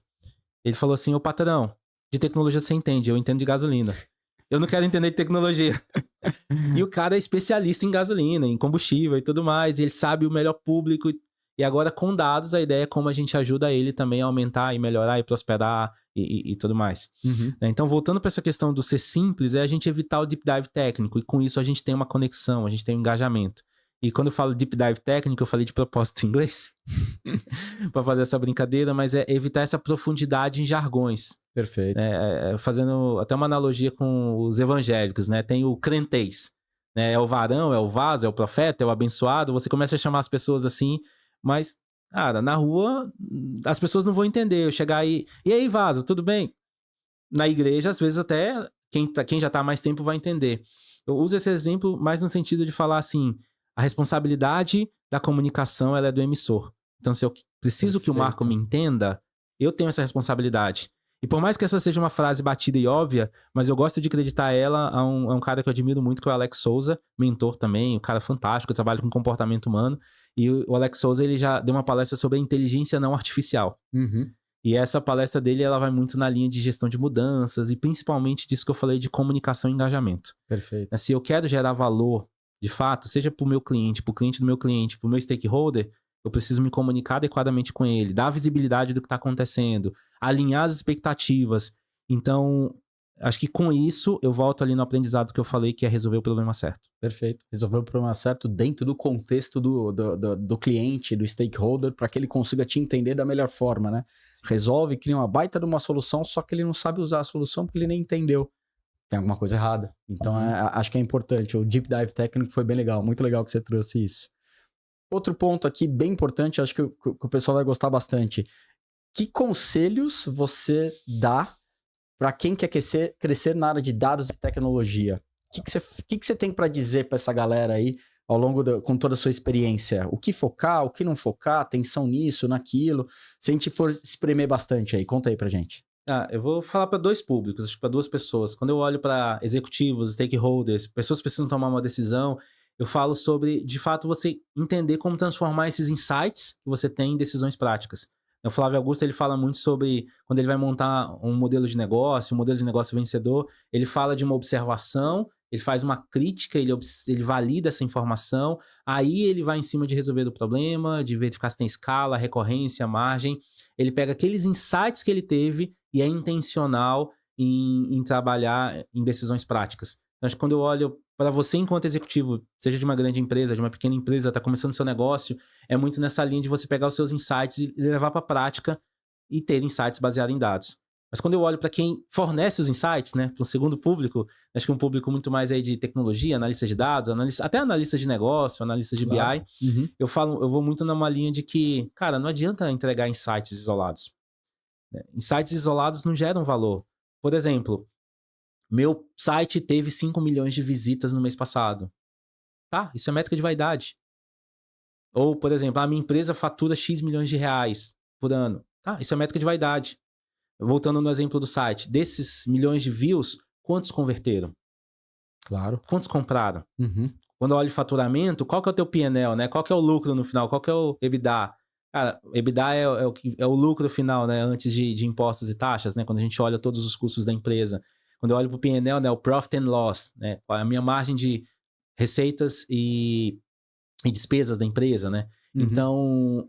Um ponteiro muito mais importante do que o faturamento. Muito mais. Exatamente. É o que faz acontecer, né? E eu vejo a galera trabalhando muito em cima de insights isolados. Tivemos 50 mil visitas no site. Tivemos 50 mil pessoas online. Tá bom, mas dessas 50 mil, quantas usaram? Quantas compraram? Quantas geraram recurso? Uhum. Então, dependendo do mercado, você tem KPIs específicos, mas eu acho que um KPI que faz muito sentido é o ROI, né? O retorno de investimento, né? Então, acho que quando eu tenho essa ideia, a gente consegue, de fato, acho que dando alguns outros conselhos aqui, ter uma estratégia clara e alinhada, descobrir qual dor precisa ser resolvida, trabalhar esse sucesso do projeto, trabalhar de fato os KPIs que medem o sucesso do projeto. Eu vou um pouco nessa linha. Deixo até uma dica de leitura, a gente já falou do livro aqui uma vez, que é O Cientista e o Executivo, do Sandor Caetano e do Diego Barreto. Deixo isso como dica de leitura também para você dar uma olhada, que mostra como o iFood conseguiu de fato usar dados gerando valor. E esse livro é muito legal porque ele traz uma visão técnica para quem é de negócios e traz uma visão de negócios para quem é técnico. Isso é muito então, legal. Ajuda a compilar tudo isso que a gente trouxe aqui. E você falou bem, numa questão da métrica de vaidade, né? Sempre as métricas que você colocar, realmente é isso que mexe o ponteiro, né? Realmente é isso que tem que ser medido. E às vezes não é. Então é super importante você conseguir criar essas métricas com a devida qualidade, olhando para o negócio, né, da sua empresa ou do seu cliente, conhecer o cliente do cliente. E com isso a gente vai visualizar resultado. Exatamente. E não simplesmente visualizar dados. Uhum, perfeito. Trazendo um pouquinho mais para integralidade, né? E aí é uma coisa bem profunda aí. Como que a fé e a resiliência foram fundamentais para suas conquistas, Jorge? Acho que isso é para integrar o Jorge ser humano. Quando eu olho para a fé, eu olho muito menos como uma religião e muito mais como um estilo de vida, né? O cristianismo mais como um estilo de vida que dá essa base, essa fundamentação para cada decisão que a gente toma e de fato, para onde a gente caminha, né? Então, eu acho que o me apegar em Deus ou melhor, né, ser God-driven, se eu fosse falar, né, acho que isso me ajuda bastante. Tem uma frase que eu ouvi uma vez que é: em Deus eu confio, no restante me mostre os dados. Quando eu olho para isso, eu até brinco um pouquinho sobre quem fala assim, in data we trust. Não, in God we trust. Mas no restante me mostre dados. Mas eu falo essa questão meio na brincadeira com Deus pelas experiências que a gente já teve. Eu acho que a gente vai ter oportunidades, em outras oportunidades, de comentar um pouco mais sobre isso, mas de cada momento, seja numa reunião com stakeholder, seja num trabalho mais isolado, seja em casa com minha família, ou muitas vezes na própria igreja, no próprio templo, é um momento importante que eu tenho de reflexão e entender o que Deus quer de mim e lembrar que uma das coisas que ele quer de mim é que eu abençoe outras pessoas. Isso me ajuda a guiar o meu comportamento, a guiar aquilo que eu vou resolver. Seja resolver numa situação mais técnica, mais profissional, de gerar lucro, alguma coisa, ou até mesmo simplesmente ouvir. Eu já tive casos de pessoas que chegaram pra mim e o cara começou a reclamar. Ele terminou, falei assim, tá bom, vem aqui, me dá um abraço. Era o suficiente, né? Ele só queria falar, colérico e tudo mais, o cara só queria falar. E tudo bem, o que ele falou faz muito sentido. Não tô dizendo que ele só desabafou, não. Peguei tudo aquilo que ele reclamou, tomei nota no sentido de, cara, vamos avaliar se faz sentido resolver. E fazia muito sentido. Mas não é a gente também sair resolvendo, é avaliar tudo aquilo que a gente tem. Então, quando eu olho para essa questão da fé, ela me ajudou a ter essa resiliência. Legal. É um baita de um aprendizado mesmo. É algo super bacana e até mesmo emotivo para pensar nisso, porque é muito legal. Jorge, quando você pensa em IA, qual que é a primeira coisa que vem à sua cabeça? IA sem dados é devaneio. IA sem qualidade de dados é alucinação. A IA ela é uma ferramenta. E como ferramenta, ela tem que ser usada para resolver o problema certo. E não como mágica. Boa, legal. Jorge, uma coisa bem importante aí que eu acho que por toda a sua experiência vai poder trazer. Que conselho que você dá para as empresas para ter alinhamento entre os times? O que é aquilo que vem primeiro na cabeça quando você fala alinhamento de time? Cara, seja simples, né? Keep it stupid simple, né? Seja muito simples. Engaje com seu stakeholder, alinhe com as expectativas, publique aquilo que você também está fazendo, né? Não só ser bom, mas tem que parecer ser bom. Falo muito sobre definição de concluído, definition of done. Ela é você executar com qualidade, é você medir o impacto, validar esse impacto e publicar o sucesso, as lições aprendidas desse impacto do resultado que você está fazendo. Me dá um exemplo prático e simples sobre qualidade de dados. Qualidade de dados, principalmente, é evitar nomes iguais para coisas diferentes e nomes diferentes para coisas iguais. Como que você vai checar qualidade de dados se você chama duas coisas diferentes com o mesmo nome? Vai chegar uma hora em que essa métrica ela vai ser confundida. Por exemplo, clientes ativos. O que é clientes ativos para o marketing? O que é clientes ativos para o financeiro? O que é clientes ativos para vendas?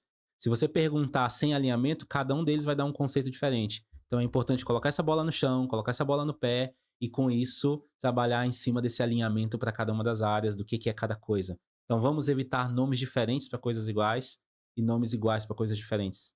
Jorge, falando um pouquinho a respeito de time, engajamento de time, o que é engajar time para você? Quando a gente precisa engajar times, eu lembro muito de uma analogia de um avião. Ele tem duas asas. E são essas duas asas que sustentam esse avião, né? Que, de fato, se a gente pensar, é a cabine que está presa às asas e não as asas que estão presas às cabines. Mas essas duas asas, para mim, uma delas representa educação, são os guidelines, são as documentações, os procedimentos que você precisa entregar para as pessoas terem autonomia.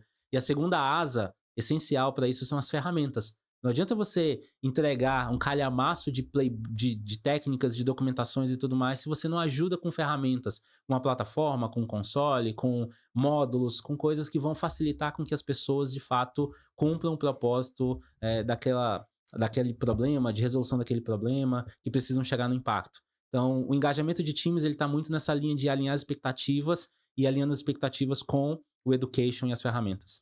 Jorge, a gente falou um pouquinho de governança de dados e acho que é importante a gente falar um pouquinho mais desse assunto porque é justamente aquilo que muitas vezes o pessoal não quer mexer muito, deixa lá que o jurídico cuida disso. Mas vamos lá, o que é governança de dados para você? Cara, entre muitas coisas, governança de dados é uma plataforma. E essa plataforma ela não é para elevar ninguém, pelo contrário, é para dar autonomia para que cada time cumpra o seu propósito, para que o time de produto cumpra o seu propósito, os diversos times de tecnologia, de programação, time de marketing cumpra o seu propósito e time de vendas possa vender mais, possa impactar os clientes. Tudo isso, quando a gente olha para a governança de dados, ela vem como essa facilitadora, como essa plataforma facilitadora. E como plataforma, ela tem vários pilares. O pilar da comunicação clara, o pilar da simplicidade, o pilar do engajamento, o pilar da liderança também forte, de ter um líder apontando, ajudando, influenciando tudo isso. Então, a governança de dados, para mim, ele vem como essa plataforma que sustenta para que cada um possa cumprir o seu propósito dentro da companhia. Jorge, vamos lá, fazendo uma brincadeirinha rápida com você aqui. Vou te falar uma palavra e você fala para mim a primeira coisa que te vem à mente aí. Primeira delas, tá? Família. Tudo. A base de tudo. Filhos. O grande propósito. Deus. Em Deus eu confio. No restante me mostre dados. Boa. Dados. Urânio. É radioativo, mas tem um potencial energético para impactar tudo. Tecnologia. Ferramenta para solução. Ou, também gosto de dizer que a tecnologia ela veio para resolver os problemas que não existiam antes. Brincadeira. Mas, assim como ferramentas para facilitar a nossa vida e resolver outros problemas. Futuro. Olha, vamos construir o futuro. Prever o futuro é construí-lo. Então, vamos juntos construir o futuro. E a última, que está muito em voga hoje, IA. IA é uma ferramenta. Quer falar de agentes de IA, quer falar de AGI, né, que é a inteligência artificial que pensa e tudo mais, mas no final das contas, IA ela ajuda a gente, ela é uma ferramenta. A gente não vai ser substituído pela IA. A gente vai ser substituído por pessoas que sabem operar bem e extrair o melhor proveito de IA. Estamos aqui caminhando para o nosso final. Próximos passos, o que teremos pela frente, onde o pessoal pode te acompanhar, enfim, vão ter mais coisas saindo por aí, mas o que temos pela frente aí? Marcos, certamente. Vamos ter muita coisa juntos aqui. Eu acho que a gente está começando uma caminhada legal. A gente está começando um programa onde a gente vai conseguir acompanhar as pessoas, acompanhar várias pessoas, em transformar dados que geram valor de fato para suas companhias, para os seus negócios, para suas carreiras, né, para suas empresas. Isso faz com que a gente queira cada vez mais resolver o problema certo das pessoas, independente de qual solução, e com isso a gente gerar impacto para o nosso trabalho. Então, acho que o meu objetivo, seja na companhia em que eu atuo como diretor, seja com as pessoas que eu trabalho mentoreando, acompanhando, até mesmo nos meus amigos que me perguntam, poxa, tô mudando de empresa, o que você acha? Eu vou para a empresa A ou para a empresa B? Aí eu falo, nenhuma coisa nem outra. Eu vou te falar como eu tomo uma decisão, se fizer sentido para você. Claro. Aí eu elenco ali 7 pontos, 8 pontos de como eu tomo uma decisão para aceitar um desafio profissional e o que faz sentido para mim, o que faz sentido para você, pode ser diferente. Né? Então, acho que quando eu olho para isso, nos próximos dias, aí, semanas, a gente vai estar mais junto com você também, para a gente construir um trabalho interessante aí que impacte a vida de pessoas e que gere valor e resultado. Legal, bacana. Então vamos ter conteúdo, bastante conteúdo saindo no Instagram, TikTok, enfim, LinkedIn. Então, bora, pessoal, quem estiver vendo, quem nos acompanha até aqui, obrigado pelo tempo de vocês, muito bacana até tendo esse papo com o Jorge. Queremos continuar esse papo assíncrono nas mensagens. Comentem o que vocês acham, o que vocês acharam, um ponto específico, geral. Acho que tem bastante coisa rica aí pra gente fazer junto, pra gente gerar aí pra frente. E muito obrigado por todo esse tempo que estamos aqui. Boa, agradeço o momento, agradeço, Marco, pela companhia aqui, por conduzir essa conversa, foi muito interessante. Acompanhe aí nas redes sociais, @ojorge.oliveira, no LinkedIn, no Instagram, no TikTok. Acho que a gente tá mais próximo aí de estar juntos. E foi um momento muito especial estar aqui com vocês. Espero que tenha ajudado, espero que tenha auxiliado aí para que a gente possa transformar dados em decisões que gerem valor para as pessoas, para a companhia, para a sociedade. Legal, muito bacana. Obrigado, Jorge. Valeu, valeu.